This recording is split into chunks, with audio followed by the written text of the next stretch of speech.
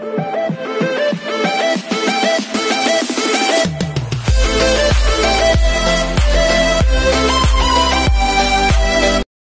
everyone, this is KJ Vlogs, a Filipino actor based here in Kingdom, Saudi Arabia, and welcome back to my channel. Agad-agad gawa na ito reaction video, ang interview ng SB19 sa Rappler, which is nakuha talaga yung nakuha niya talaga yung attention ko, nagawa ko ito na reaction video kasi ang sabi dito, SB19 takes more risks in simula at wakas their new EP. So without further ado, let's start this reaction video. Ang ganda no, doon ka, ang saya! Ang saya ng dungka. Ang gwapo ni Pablo. Ang gwapo ni Pabi. Nag-release kayo ng samplers like a few weeks ago before the Holy Week and nakita namin yung song credits. Marami kayong nakatrabaho na artists, na producers. What made you choose to work with these artists and paano yung naging process nyo working with them? To be honest, I feel like hindi... Ang gwapo ni Pablo. Hindi mo yung mata ni Pablo. But the songs... Ang mata ni Pablo. Pinaka-importante din sa SB19 is kung paano namin... Ang gwapo ni Pablo. Nakakainis. Nakakainis. Ang gwapo ni Pablo. Yung music talaga yung nag-speak sa amin. Bagay talaga sa kanyang mukha pa ng baby. Bumata siya lalo. Nung narinig namin siya, like, eto yung papasok natin sa album kasi it tells something about our story. So, gano'n namin siya pinili. Pero definitely, yung mga nakatrabaho namin dito sa album na to, sobrang gagaling na producers. They work with Josh in his... Gwapo ni Pablo. Yung iba, talagang renowned artist. Renowned. Renowned. Kami kasi napakadali nila katrabaho. Hi, example, si Josh. You share stories about how you worked with your collaborators. Well... Paano ba? Kasi iba-iba naman per artist, per case. So for me, sinend nila yung parang demo. Cool talaga si Josh, no? Namin yung feel. Cool talaga siya. Yes, si Ken.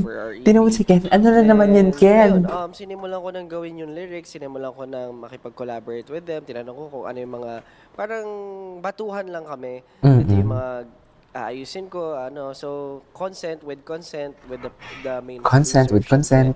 Then afterwards, it was very smooth.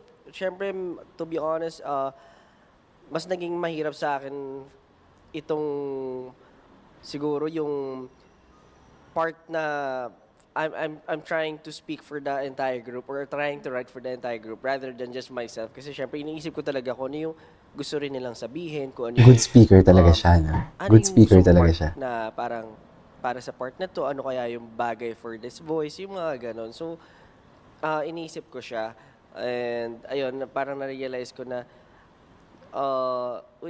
okay din pala yung ganitong workflow na parang iniisip mo agad kung ano yung bedroom boy niya talaga. Iba talaga yung boses ni Josh. Still, yung mga gano'n na parang, fairness, ang gaganda ng boses nila. Nag-enjoy ako, Grabe yung pero it was improvement not talaga. as easy as how I did with my songs, gano'n. Last, si Ken, how about you? Can you talk about the process that you had? Usually kasi, pag nasa studio ako, kasama yung friend ko na producer din. Usually, nagtitrip-trip lang kami ng gumawa ng beat. And, yun. So, trip-trip lang pala yun. Trip-trip lang pala yun. Pero, yun nga, supposedly kasi, kasama lang pala talaga i-release ko yun. siya. So, the song was pretty much done. And especially melody, lahat. And then, after nung ma-select nila yung kanta, at that time, ano lang siya, hindi pa recorded kasi yung vocals, wala pang recording ng vocals nung time na yun. So, yung... Ano yung pinag-uusapan nilang kanta? Pang-solo kasi talaga siya eh. Pang-solo siya, so binago namin. The other one, may mga nabago talaga doon. Kasi kailangan the quit. Pag-fit in talaga. Yung quit, ang ganda ng quit. Sa Grabe, ang 6 ganda ng songs, quit. alin doon yung pinaka-excited kayo na marinig ng 18? Parang iba-iba eh. Ako, Gwapo ni Pablo. Personally, I love all of the songs. Kasi Ganda iba-iba nga nga. siya ng genre eh. Ganda nga. If you're Ganda. a certain lover of this certain genre, talaga ma-enjoy mo. Pero ano ba, ako kasi ngayon pinapakinggan ko siya sa kotse ko habang nagda-drive. Na-enjoy ko talaga lahat eh. I-recommend ko talaga siya na kahit kanino eh. Meron ba kayong inuulit sa Ang hirap kasi parang different flavors siya, different scenarios, and for different types of listeners siya. So parang okay lang na sa amin, yun nga gusto namin kung hindi mo man trip tong isang genre na to or hindi para sa iyo to, Hindi. wala, Lahat ayaw mo trip. maingay, Lahat ayaw mo nang trip. tahimik or ano ko, meron pa rin para Yung sa iyo. May Dungka, hip-hop grabe doon, pala yung may kantang rock, dinadun. merong ballad, meron. Naluka ako dun sa Dungka. For us, ako hirap din ako kasi parang everyday nag-change yung gusto kong pinakikinggan sa EP namin. Siguro kung mag-workout ka, pakinggan mo yung Aton Ball, yung Dungka, yan, workout. Workout. Tayo, True. boy.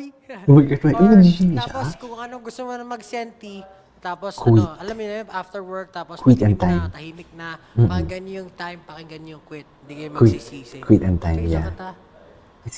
Tapos yung isa, kung gusto mo lang ng feel-good vibe na parang Doon ka. enjoy mo lahat ng bagay sa paligid mo or gusto mo travel, Shooting for the Stars. Oh, Shooting for the Napakaganda Stars. pakinggan. Maganda din. Yun. Kasi ano yan yung freedom nilang Para kanta. kay Stel, Medyo ano yung magkaparehas. song na pinaka-excited kang i-perform? Doon ka. Perform. Doon ka. Doon ka. Hirap. Hirap eh. Kasi, syempre, for me lang hindi sa inyo, for me lang. Hindi kasi pag bagong song, syempre excited ka talaga i-perform. Syempre pagka bagong song na i-perform sa concert, syempre papakitang gilas ka pa dyan. Gagalingan mo talaga. Pero kung tatanungin mo ako, kung ano yung pinaka-excited ako i-perform, siguro sabihin ko na lang pwedeng dalawa, yung vocally Sige, and sige. with dance. Okay, Siguro sige. pag with dance, excited Dungka. ako sa Dungka. I-perform yung Dungka. Dungka. Pero when it comes to Grabe yung- kanta, parang excited ako sa time. Yung dalawa. Bigyan na kayo ng dalawang option. Time. Speaking of time, one of the things that we've noticed it's like you guys are opening yourselves up to be vulnerable to your audience, not just to your audience, but to the world, because you're artists and your songs reflect yourselves. So nag-start kayo sa Ilaw, and then nag-share kayo ng mga bagay-bagay sa docu, and then now we have Time, and we have Quit, and then yung podcast nyo. Meron ba kayong regrets right now? Regrets. Yung regrets naman kasi feeling ko nakadepende yan sa kung ano yung ginawa mo or sa kung ano yung naging result ng ginawa mo. Kasi for me, wala akong, ngayong oras mismo na tinanong mo siya, wala akong maisip na somehow biggest regrets na nagawa ko. Kasi nga, tulad nga ng sinabi ko, na parang kung may babalikan man ako, at kung babalik man ako sa dati, may mga gusto akong baguhin, pero hindi lahat.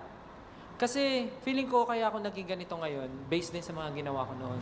So kung babaguhin ko yon or may skip ako doon, baka wala ako ngayon dito. Baka napunta ako sa ibang path, baka iba yung buhay ko ngayon, baka hindi ako matinong tao, baka nagiba yung perspective ko sa life. Kasi hindi talaga mawala sa So sa parang paningin kung ko may si babalikan Pablo. ako, may mga Sino mo small si things Pablo? lang akong Gwapo. gustong baguhin. Siguro kung Ay, meron man, gwapo. yun yung pagiging maagap pa sana. Sana mas inagahan ko maging matapang para sa sarili ko. Yun lang. Pero hindi ko siya masasabing regret. Wala. Regrets? Parang siguro meron, pero walang maisip right now na... Siguro yung embarrassing mo. Ano? Parang... Change ng life mo. Feeling ko meron, hindi lang siya maisip kasi in a way, baka na-translate mo na yung utak mo na hindi siya regret, Right, but right. learning, parang ganon. Kaya nakakalimutan na siya as regret. Pero bakit ngayon nyo na-decide na maging ganyan ka vulnerable? For me, hindi ko alam kung ano. Pero it's the highest form of art. I feel like if di ka authentic, Vulnerable. hindi ka Being vulnerable. true to yourself sa SB19 being pinapakita vulnerable. mo. In terms of everything that you do. Kasi ako, personally, it's been hard for me to open up. Parang marami ako lagi naririnig kapag Okay. sinasabi ko yung Gusto mo? Thoughts? damdamin ko or nag-open ako sa public. So, Pero, I really tried na, mas maging ano na lang. Tone low. down. Parang wag na masyadong magsalita. Kasi very opinionated ako na tao. And I in couldn't agree public, more. parang na-realize ko harsh pala Si ang, Sino to? syempre ang tao Si Philip, tinan mo si hindi Philip. nila na Sheila, si Jack. iintindihan yung situation mo or hindi nila alam kung saan ka naman galing. And I feel like that's valid kasi nga, iba-iba nga ang tao. Mas parang doon ka lalawak. But parang kung itatago mo lang siya, syempre nandun naman yung pagbabago at nandun din naman yung parang pagtatry mo na mag-adjust for everyone. Pero kung itatago mo lang din lagi yung vulnerability mo, parang parang ano ka, hindi na siya hindi na ikaw yun or hindi na if it's not your story, I feel like hindi lang genuine and hindi makaka-relate or hindi natural, like sabi nga ni Silver, hindi makaka-relate yung ibang tao sa mga ganong klase. Mararamdaman kasi ng tao if it's really authentic or not. So I guess ayun nga, yung mga pasasabi natin, yung mga successful artists or sa mga ginagawa nila, they try to Opinionated. take Oo something nga, na ngayon ko lang pinagdaanan na-realize nila, din. sa buhay nila, then they try to solve a problem or they try to tell a story Si Jack. based sa mga napagdaanan nila. Sa akin kasi na-realize ko, na kapag Gwapo ni Pablo. ayos lahat ng bagay sa paligid ko, mas nakakapag-function ako. So parang na-relate ko lang na life is bigger than any of my thoughts. So parang, and doon na-realize ko rin na parang, ayun, yun nga. So, itong gift na meron ako, technically hindi siya para sa akin. Itong gift na meron ako, para siya sa ibang tao. So parang, yung puno or yung dam tree, kumbaga pag nagbunga kami, yung mga fruit na nakuha na napaproduce namin, hindi siya technically for us, but for others. But at the same time, parang you're able to strive or you're able to live the life because everyone around you is parang maayos, parang ganon. So, ayun lang, na-enjoy ko yung ngayon. Kaya, as much as possible, sinasabi ko yung thoughts ko through our music, sinasabi ko yung mga gusto kong sabihin, ginagawa ko yung gusto kong gawin. Kasi that's life. Wala na sila sa era na parang piniplease nila lahat, no? Kumbaga kung ano talagang gusto nila, yun na yun eh. What Pero kind of course, beginning are you talking about? in a proper way naman. Hindi For naman us, it's tipong, always the beginning. bakit natawa na si Stel? Yun nga yung maganda sa Natawa na si Stel. namin or dito in life in general, di ba? Parang ano lang every time na may ma-achieve kami milestone, parang iisipin namin, grabe, ito yung ginawa natin for this amount of time. Pero laging naiisip namin, may another siguro section na ma-unlock kami na, ay gusto pa natin na makapag-inspire, matuloy pa natin to. We always still feel na ito pa lang siya, konti pa lang siya, hindi pa ito yung end goal namin. Or na-unlock pa kami ng mga panibagong goals and gusto naming marating. Siguro ultimately kasi, yun nga pag may ginagawa katulad na sabi ni Pablo na hindi lang siya for us, hindi na namin siya tinitignan as just SB19. But it's for us na paano namin mas magagamit itong meron kami ngayon, platform para may baguhin or may share for the other, siguro sa industry, for the other people, sa mga fans na nag-strive, sa mga taong may mga pinagdadaanan. Siguro gusto lang namin maka-inspire lagi and gusto namin na with what we have, yung music na nabibigay namin para mas gumaan yung araw-araw nila. And I think yun yung main goal ng grupo namin. Kasi every release namin, lagi namin sinasabi, it's something new, something new. And it's still something new. Oo, ang hirap mo. Paano nila, paano nila hihigitan? Or mas nagtitake kami ng risk this time than ever before. Than ever before. Gaya ng mga decisions namin with like yung mga activations, the Dam Tree, deciding to have a 2-day concert, and trying out different genres and more. Pero, ayun parang we're also starting to prepare for the future. For the future. For the future. We cannot tell yet, pero Sister, ayun nga. ano bang Siguro isa ni not Nestel just dito for sa likod? SB19, but also for us as individuals, for our company, Onesie.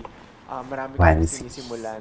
And Grabe, nandun no? kami May company ngayon na sa sila. era, yung feeling namin na ang dami namin ginagawa, ang dami namin sinisimulan, basically.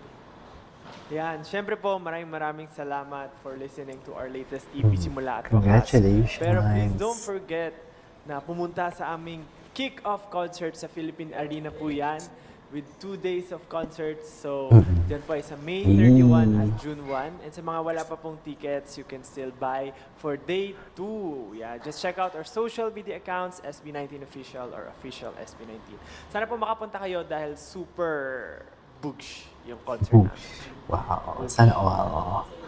Anyways, there you go guys. That is our for today's video, which is the interview of SB19. In fairness dito, no, parang, ang na-realize ko lang dito na, oo nga, halos yung mga ginagawa nila ngayon, yes, indeed, andun pa rin yung always used to be kind, pero kasi kailangan talagang i-address. Diba? Dati tahimik lang sila lahat, palagi eh. Parang ito na ngayon sinasabi nila na parang kailangan nilang i-address lahat ng mga concerns nila. Or lahat ng mga thoughts and opinions nila in order for the other people, maintindihan sila kung anong gusto nilang gustong sabihin. Gets mo ba yun? So, this is KG Vlog. I'll see you in my next vlog. Bye!